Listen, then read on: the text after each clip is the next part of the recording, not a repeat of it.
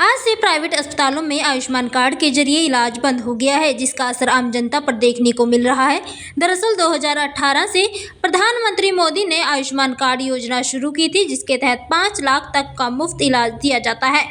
लेकिन अब प्राइवेट अस्पतालों ने आईएमए के ऐलान पर आयुष्मान कार्ड के जरिए इलाज करना बंद कर दिया है। इस बारे में जानकारी देते हुए अंबाला आईएमए में डॉक्टर सरवाल ने बताया कि आज से पूर्ण तरीके से इलाज को बंद किया गया है, क्योंकि अस्पतालों का बहुत सा पैसा बकाया है। जबकि जब भी किसी मरीज का इलाज होता है तो अस्पताल को इस वक्त खर्चा जो है वो देना पड़ता है। जैसे कि अगर किसी को एनेस्थीसिया लगाया गया है तो स्पेशलिस्ट को भी पेमेंट करनी होती है। इसके अलावा बिजली का बिल और भी कई खर्चे होते हैं, लेकिन काफ़ी समय बीत जाने के बावजूद उन्हें उनका पैसा नहीं मिला है और अगली कॉल तक आयुष्मान कार्ड की सेवाएं बंद रहेंगी।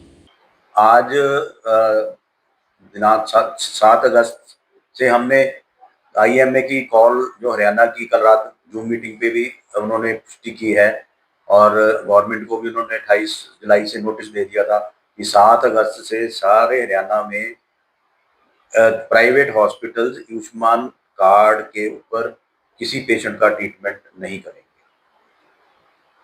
इसके पीछे देखो मेन कारण तो आर्थिक तंगी है जो हॉस्पिटल्स को उठानी पड़ रही है। पिछले 6 महीने से 5 महीने 4 महीने से 4-5 महीने से मतलब कोई पेमेंट लोगों की फंसी पड़ी है गवर्नमेंट के पास। ठीक है 5-10% पेमेंट कर देते हैं, 5-10% कर दी, तो ऐसे में हॉस्पिटल चलाना हॉस्पिटल ओनर्स के लिए बड़ा मुश्किल हो गया। जैसे कि कोई सर्जरी का पेशेंट है उसमें एनेस्थिस्ट को पेमेंट करनी पड़ती है, मेडिसिन की पेमेंट करनी पड़ती है। जैसे कि ऑर्थो या कार्डियोलॉजी या यूरोलॉजी में इम्प्लांट्स की पेमेंट उसी टाइम करनी पड़ती है। क्यों? जो डीलर्स हैं वो ज़्यादा उधार करते नहीं हैं और ऐसे में स्टाफ की पेमेंट, बिजली का बिल, सारा कुछ हॉस्पिटल्स को चुकाना पड़ रहा है एट दिस स्पॉट।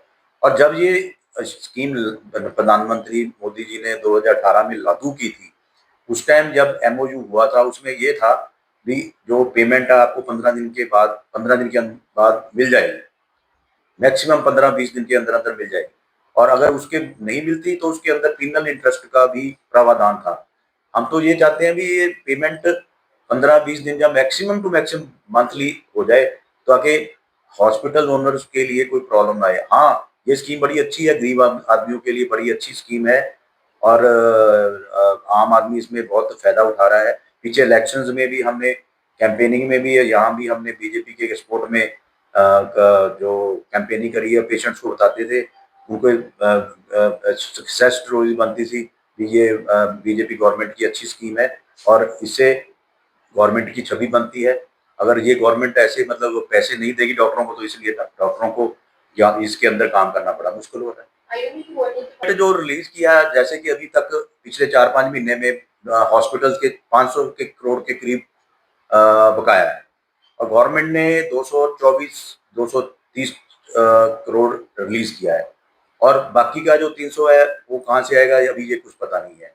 कह रहे हैं अभी मानसून सेशन होगा उसमें हम बजट का प्रावधान कराएंगे तो वो 22 को होगा और उसके बाद आगे फिर कितना टाइम लगता है और इतने में और पाइल अप होते रहेंगे, तो ऐसे में बड़ा काम करना डॉक्टर हॉस्पिटल के लिए मुश्किल है। मेरी यही प्रार्थना है सरकार से कि इसको स्ट्रीमलाइन किया जाए पेमेंट्स को और अननेसेसरी डिडक्शन नहीं होनी चाहिए ताकि ये आम लोगों के लिए अच्छी सुविधा मिलती है।